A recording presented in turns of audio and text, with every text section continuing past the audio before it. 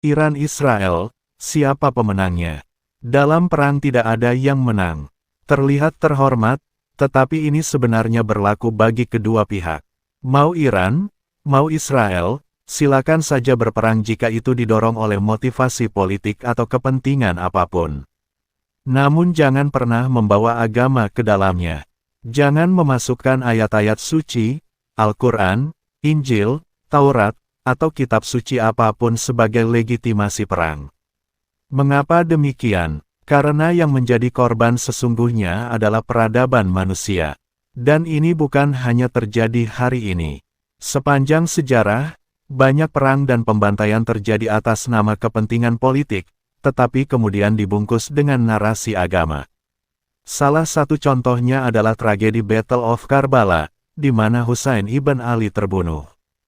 Peristiwa itu pada dasarnya adalah konflik kekuasaan politik, meskipun kemudian sering dibawa ke dalam perdebatan teologis. Hari ini juga kita melihat fenomena serupa. Ada orang yang dengan mudah menuduh kelompok lain kafir.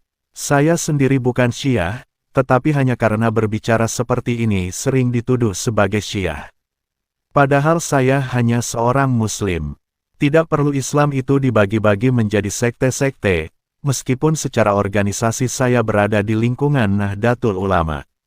Yang perlu ditegaskan adalah, jangan pernah membenarkan tindakan pembantaian atau pembunuhan terhadap manusia lain, baik secara massal maupun personal, dengan dalih agama. Jangan kemudian mencari-cari kutipan ayat atau teks suci untuk melegitimasi kekerasan, seolah-olah itu perintah Tuhan. Itu bukan perintah Tuhan. Itu adalah perintah dari ambisi manusia sendiri. Konflik antara Iran dan Israel hari ini juga tidak bisa dilepaskan dari warisan kolonial. Banyak konflik di dunia lahir dari keputusan politik yang dibuat oleh kekuatan luar terhadap tanah orang lain.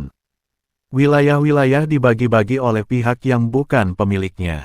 Hal yang sama terjadi dalam konflik antara India dan Pakistan, yang juga merupakan produk pembagian wilayah pada masa kolonial.